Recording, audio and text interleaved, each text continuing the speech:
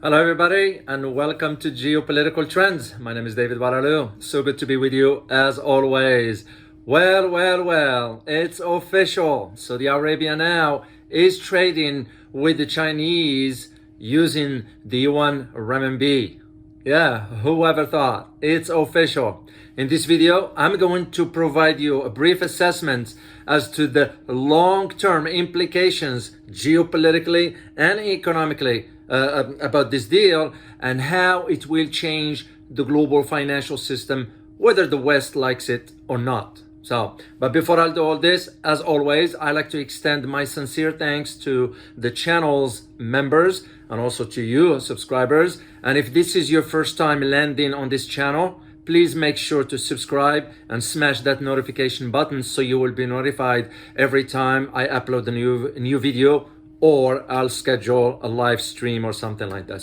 And thank you all for your support. Let's dive into this because it's a very fascinating topic, very interesting, and yet you're gonna be hearing soon about it a lot. So I wanted to come on the air quickly and provide you insights. It's a topic I'm very familiar with as far as the countries, mainly Saudi Arabia. So here's the deal. I'm going to provide you just brief background. The Export-Import Bank of China, known as China EximBank, made the first loan. Yeah, that's the key word, a loan.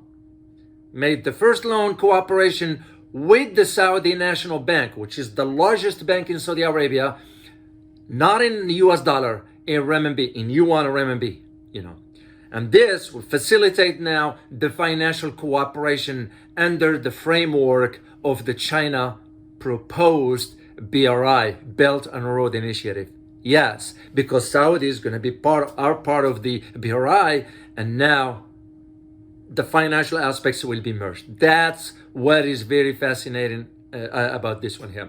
But there are two elements we have to look at this. Putting my geopolitical analyst hat, I'm going to have to address two main factors that you need to put in perspective. Like I said last time, always think of the big picture. So I'm going to address the economic aspect and I'll address the geopolitical. So from an economic perspective, the funds or the trade that is will be preferentially used to meet the demand of China, Saudi Arabia trade project. In other words, Saudi Arabia officially decided, okay, it's time for us now.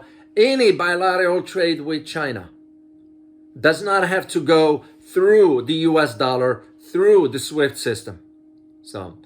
And this is what exactly the China EximBank stated.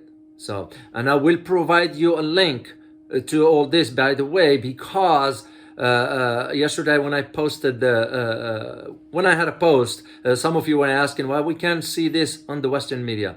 You're not going to see it yet. It will come later, but I will provide you a link is where that information is all about, where it came from rather. So the move, in my opinion, it shows the rising role of the yuan renminbi. Not only in bilateral trade, but on the international stage, which is now, because here is the key again. Here's what I want you to pay close attention. It's moving from trade settlements to loans. That is the key. That is what's seismic about this from a financial perspective. So the cooperation follows the implementation of the comprehensive strategic partnership agreement that both countries have signed, Saudi Arabia and China. When did they sign it? Just December last year, which is only 3 months from now, or 3 months prior. That's how interesting that is.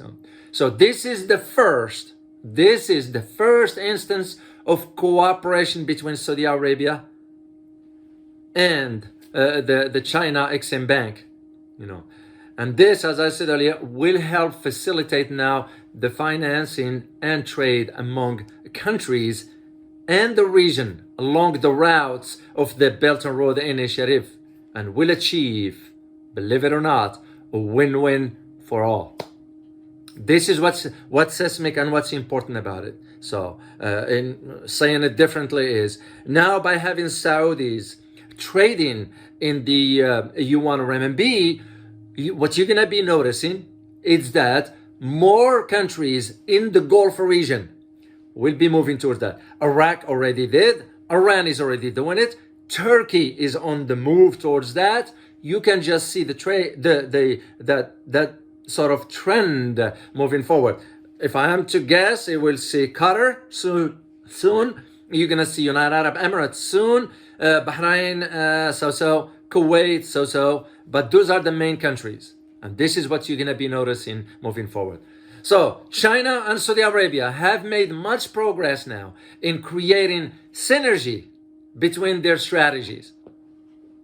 And this is why conducting those bilateral trade or cooperation in various fields, in recent years, from the military cooperation to technology to petrochemical industry and so forth, now with having the currency, the yuan or RMB, it's going to make it now easier for the two countries. They don't even have to worry about the US dollar anymore. But here is the interesting fact that you need to keep this in mind within that big picture. Saudi Arabia moved quickly into this because Saudi Arabia remained the single biggest oil supplier to China as of 2022. And bilateral trade between Saudi Arabia and China reached about 116 billion US dollar last year. It was up about 33.1%. That is major. Equally important, you have to think about also what's in it for China. Well, China imports from Saudi Arabia sort of stood at about 78 billion US dollars, up about 37% over the previous year. And this is according to China's custom data. And I checked that information, by the way. And is accurate to my knowledge based on what I found and what I saw and what I read. So China's Ministry of Commerce stated in January this year, 2023, that during 2022, the total RMB yuan settlements in cross-border trade stood at about, get this guys, 7.92 trillion RMB yuan, which is the equivalency of about 1.1 trillion US dollar. That's an increase of 37% over the year of 2021. This was in 2022.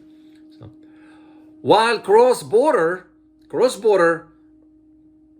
the yuan RMB settlement for direct investments stood at about 6.7 trillion yuan, or the equivalency of 979 billion US dollar, which was up 16.6%. Those numbers do not lie, guys. The numbers speaks for themselves. This is why, and again, put in my geopolitical analyst hat, this is why you are seeing more countries are moving into that direction of, okay, we're gonna need to stay away or divest or sort of rethink our financial strategy by embarking on maybe acquiring the Chinese yuan. That's what I see. Because also it has to do with the trust in the US dollar, the credibility of the United States, but also we Americans have weaponized the US dollar. And countries are saying to themselves, no, enough is enough. We're going to move on. So, and by the way, guys, if you like this video so far, please hit that like button and subscribe if you have not done so. And I thank you for your support. So, let's move on to the geopolitical realm. So geopolitically, this is considered, in my opinion, a seismic change. And it will have a seismic impact in the global financial system moving forward. So the question you're going to be asking yourself is why? Which is a logical question to ask. Well, it is because the financial sector is part of the geopolitical calculations of any country moving forward. Saudis didn't do this because they care for China, or China did agree to this because they care for Saudi Arabia. No, it's a strategic move. It's a business decision, it's a strategic move, and it's a reflection of the changes in the geopolitical landscape. That is the reason why they did it. So, and it's going to benefit them anyway. So using history as my guide, what you're going to be seeing now is basically a different setting in the Bretton Woods system. You all remember when Bretton Woods, during the meeting in Bretton Woods in Massachusetts, that's when the dollar became the global currency and the hegemon, that is, and because the financial system was set that way. Now, we're going to be seeing a change to that Bretton Woods because the era of the U.S. dominance, the U.S. dollar that is, it's coming down. You know, the West does not want to accept this. Some do not even like to hear this. You know, that's like when you talk to people and they don't want to hear the truth because the truth hurts. Yeah. You know, there are some people like that. I'm sure you met some people like they are wishy-washy. They don't like to face the facts and hear the truth. Well, I'm here to tell you the truth because that's what I stand for. And some people do not like that. Well, that's too bad. You know, because those are facts.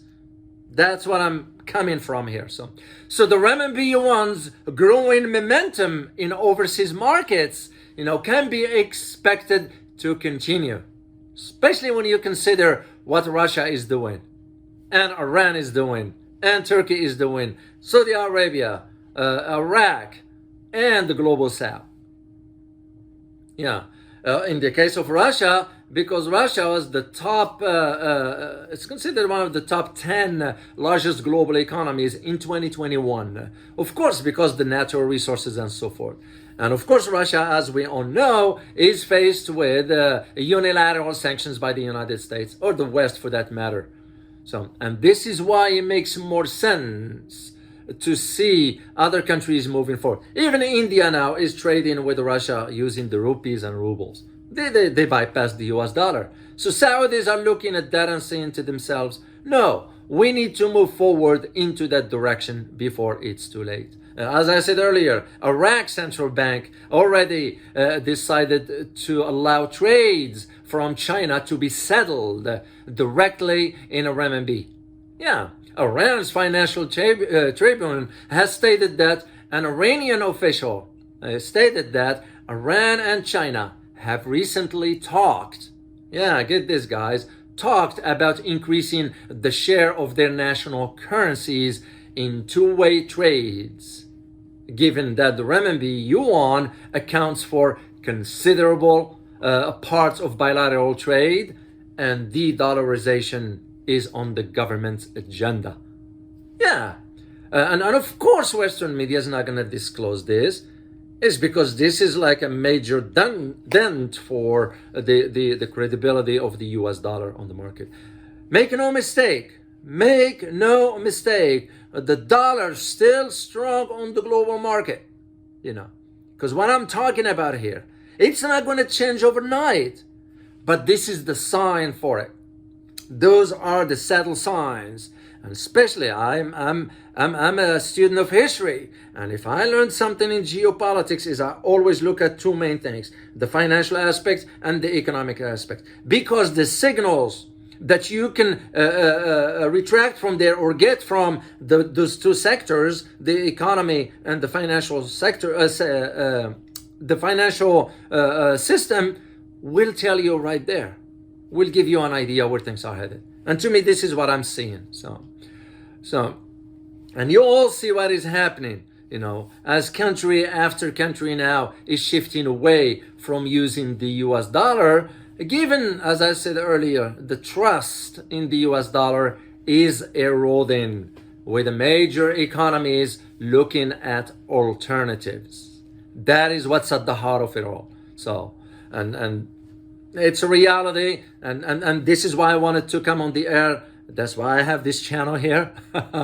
It's because I don't have formalities and all. I just get on in a camera, record and share it with you here. So anyway, let me give you guys my brief conclusion here, because as I always like to keep these videos short, concise, and to the point. So here's my conclusion for you. As I always say, try to see the big picture, okay? Because this is what by having Saudi Arabia now embarks on establishing trade in yuan, basically adopting the yuan RMB instead of the US dollar, reflects the changing global order. And needless to say, the emerging global order will be more complex and potentially riskier. But it's the reality we are living in. So, like the saying goes, may you live in an interesting time. So I'm gonna tell you, welcome to the new global order. As always, guys, I hope you find this very informative. And as always, remember, geopolitics impact your daily life in more ways than one.